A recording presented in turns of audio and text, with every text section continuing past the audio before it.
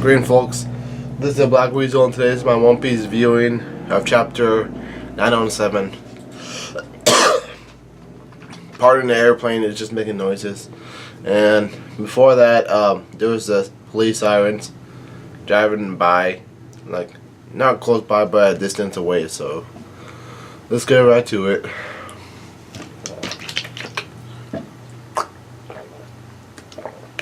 Yeah, I just like woke up, and so really need to get the fuel ready to tackle this chapter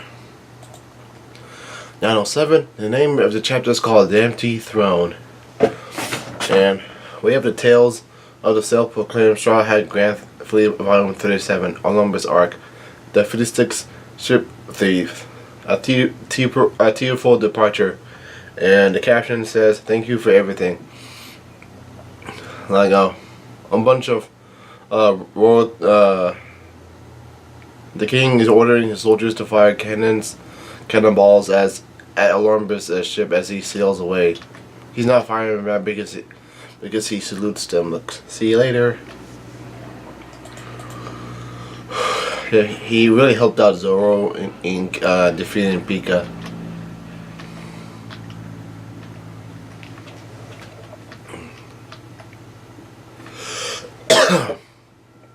Anyways, the scene takes place on Whole Cake Island. What the hell? Already? And someone says on the other line, "Are you joking? I refuse." And Big Mom says, "This isn't about you." And Big Mom says, "Listen, if I don't personally take Straw Hat's ship, I'll be like a spit. It'll be like a spit in the face. I need something of mine to get back with him too."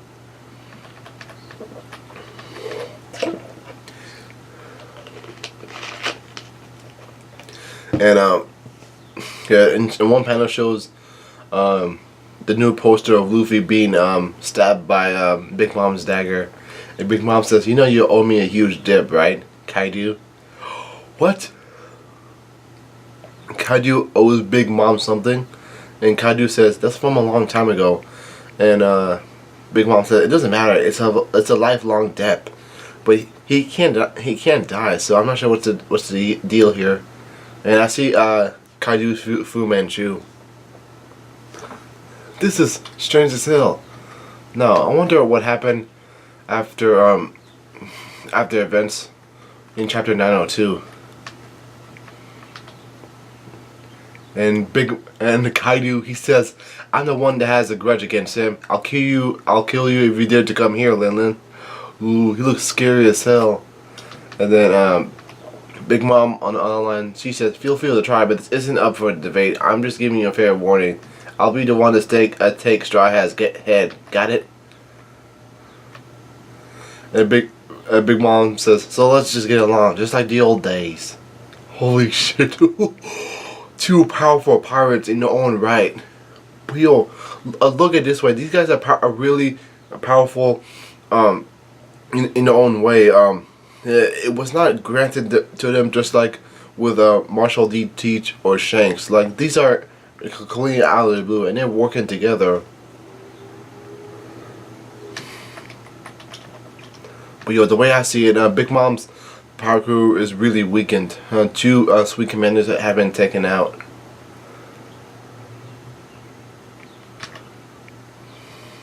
Now the scene changes in Marine headquarters, and someone's yelling out, "Big Mom is making a move. It seems that she's made contact with Kaidou." What? How did they know about this? Ugh. Anyways, the Marine says the communications are wide open. And the guy says they don't even care that we wiretap them. They're basically asking us to go there.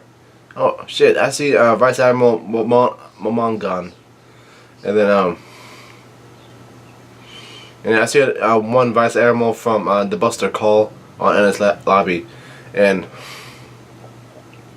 the Marine says the only ones with enough power to stop them are the admirals or the warlords. Yeah, the warlords are not gonna do anything. They're basically mercenaries, and they only work by themselves. And ooh, I see Kizaru. He says, "Shall I go, Sakazuki?" And Sakazuki, and then Sakazuki says, "Wait, Barcelito, we have no idea how strong the Wan country's forces are." Those Kizaru says, "Those samurai." Yeah, Kizaru is still an admiral, so he's just taking this thing lightly. And the scene changes on the red port, and someone yells out, "You don't care, Garp-chan? Those two are going after your grandson, Straw Hat Luffy." And Garp says, "That's hilarious." And then Garp says, "This is no laughing matter. Seriously, is it really okay to let two of the four emperors get together?" And Garp says, "You can worry about that all you want, but we're in the middle of the reverie right now. All the forces that would be able to prevent the meeting are currently here to guard the royalty." Yep, that's true. Admiral Green Bull and Fujitora are here. And the guy says, "Hey, sorry to interrupt you guys, but pretty girl, Big Mom's actions are being overlooked, aren't they? What did Director Sakazuki say about the situation?" And the woman says, "His exact words were, Wano is not affiliated with the world government, so it's just outside of jurisdiction." Oh, that's the advantage the Wano country has. And Garp says, "I knew he'd say that. Bwahaha. It's best not to interfere with them right now." And I see Hina, and she says, "But Garp-kun say, speaking of Big Mom and Kaidou, you're hailed as the hero of the Marines because, oh, are you talking about rocks? I'm surprised that you heard of them, Hina, especially since you're so young." And the woman says, also the giant says, "There's no doubt that before Roger came along, it was their era." And then someone else, and then the guy says, "But that was more than 40 years ago." And Garp says, "Nevertheless, the past is the past." Huh? Then they must be for.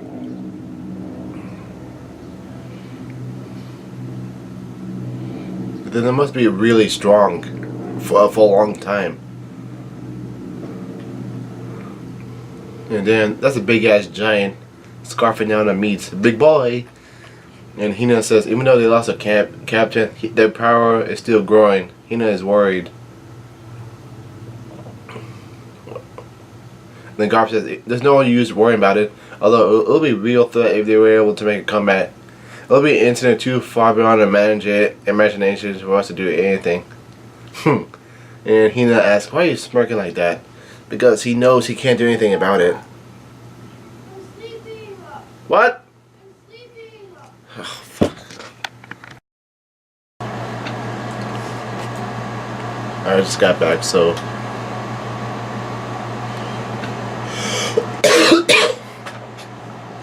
Alright, so, the scene changed place in the Holy Land, the marriage wall, the Pangea Castle. Someone says, "King Steri of the Goa Kingdom, please make your pledge." And Steri says, "Huh?" And Steri says, "Can I sit on it?" And the guy says, "Even if you're joking, you shouldn't ask that." And the person says, "No one's allowed to sit on our throne." And the person says, "It is the empty throne. All the kingdoms from around the world are equal in status. The pledge you take here symbolizes that you will not try to take the throne for yourself in greed." Oh, that makes sense.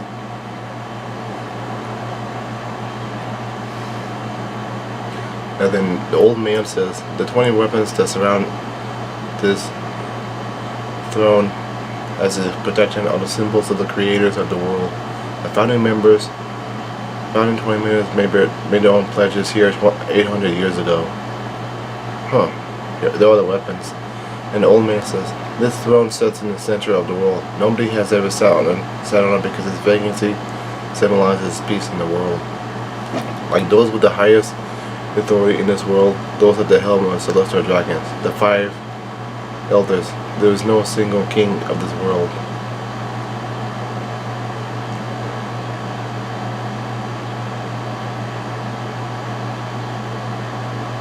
And then the old man says, "Now please make your pledge, King Steri." And Steri thinks to himself, "If I sit on our throne, I'll be the king of this world." And the old man said, "King Steri?" And Steri thinks to himself, "I want to sit on it." But yo, those weapons look scary.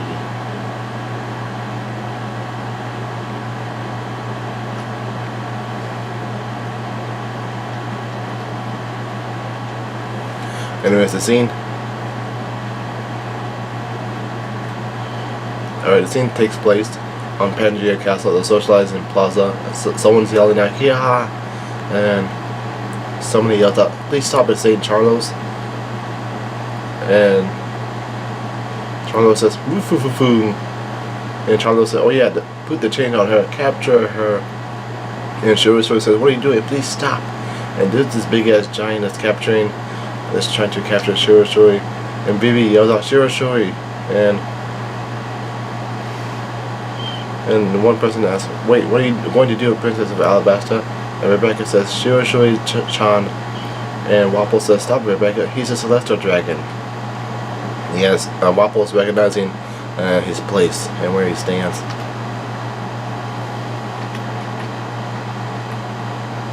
Anyways, Rebecca says, "So what? Let go of me. You can't reason with him. If you anger him, Dressrosa will be destroyed." And Fukabushi yells out, "Shuri!" And one nobles think to himself, one royalty thinks to himself, like Wapol, he yells out, "We don't want to be involved with this."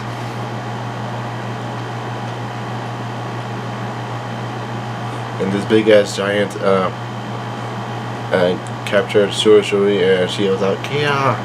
And Charlo said, "Ooh, go, slave number 3. And Charlo said, "Foo, I caught one. I caught a big mermaid. You'll be my pet, hey, for fun." And he has a character introduction, the world noble celestial dragon, Saint Charlos. And she starts crying. Oh, this guy is really sad.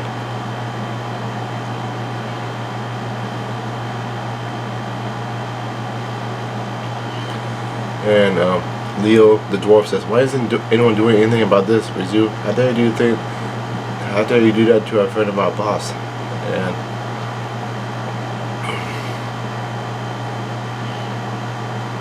And Donsai says, "Leo," and Donsai says, "Damn it all, I want to help you now, mermaid princess." And Charlos looks on and he doesn't say anything. He says, "Stop, soldier of Kana country." And someone yells out, "Somebody stop them!" And Donsai gets kicked and Leo gets grabbed. What? Who the hell did that? Oh, what the fuck? It's CP0. Oh, here they are. And Donsai said, "Who the hell are you bastards?" And ouch, ouch.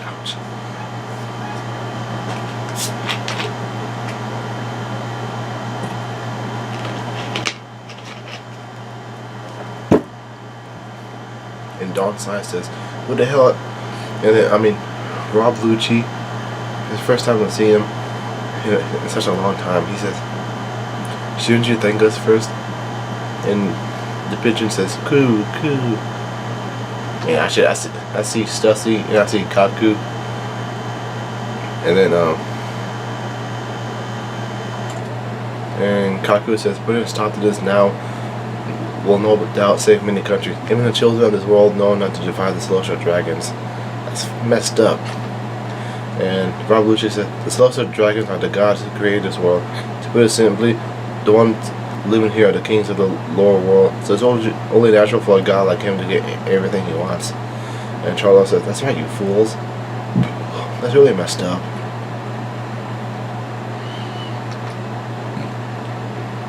And there's people anyways, people yelling out, "Sai, Leo," and people say it's impossible to reason with them.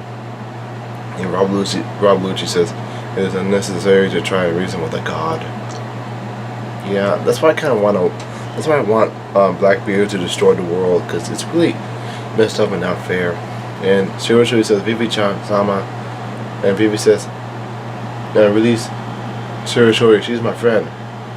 And Neptune says, "Wait, Princess of Alabasta." And someone says, "King Neptune." And King Neptune, he says, "Thank you, I won't forget your kindness. This is most unfortunate, but I'll have to give up, Jamon." And then King Neptune says, "I'm going to crush these bastards. We will return to the sea, and don't get because we won't be able to bring all of our people to this surface anyway." And BB says, "You're wrong. This isn't what the server is like. Kingdom to. These people aren't humans." Oh, she's bogus as hell. And King Neptune, he starts crying, and he has a flashback. Is it Otohime? No, I meant to say, I'm sorry, Otohime. And Otohime says, "We're one step away from reaching the sun." And Charles yells, "Are you fighting back? Kill him, CP0. And Rob Lucci says, "Yes, sir." And VP yells out, "Stop it, great night, Neptune. Don't be reckless." And Otohime, as a flashback, and she says, "Let's confront the situation together. If we do that, the lives and future of our children will change for the better. If it's only by a little." And Shirashuri says, "Father, you can't. You shouldn't hate." And someone yells out, "Hey!" And Charlie says, "Huh?" And he gets whacked by somebody else.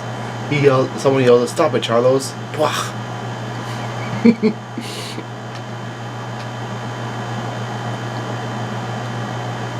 And Charlos gets whacked by someone, and someone yells out, "Who did that?" "He hit a celestial dragon." And someone says, "I'm not involved with this at all. Not even a little bit, you hippos." And someone says, "I apologize. As a celestial dragon, I'm so upset. I am so embarrassed. Please forgive this." And Wapolo looks on, "A celestial dragon?" And someone yells out, "Let go of the princess, you fool." And someone says, "I'm sorry, everyone. This idiot brought terror to the socializing plaza. You might have forgotten who I am. Neptune, I am drifted to the Ryugu Kingdom and have been waiting for your arrival here." Oh, who is it? Is it Sabo? Is it Sabo?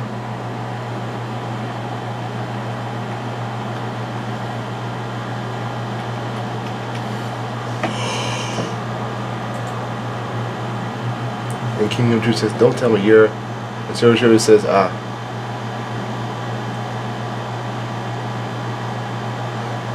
And Neptune said that this foolish celestial dragon that got stranded in the Ryugu Kingdom 10 years ago, that was me. Oh, that was...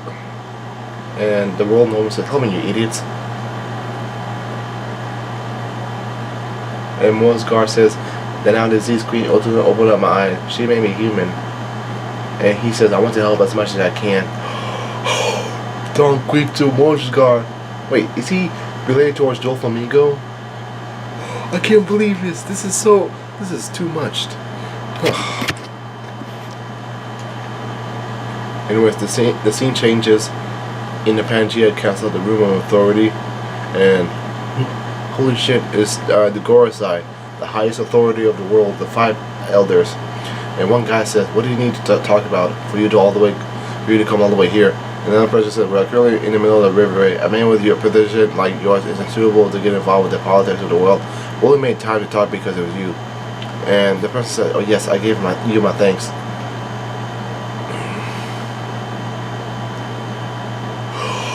It's Shanks. It's fucking Shanks. And the Gorosei says, "Wait till you're at all soldiers inside the room." And the soldier says, "Yes, sir." And Shanks says, "I want to talk about a certain pirate." I can't believe it.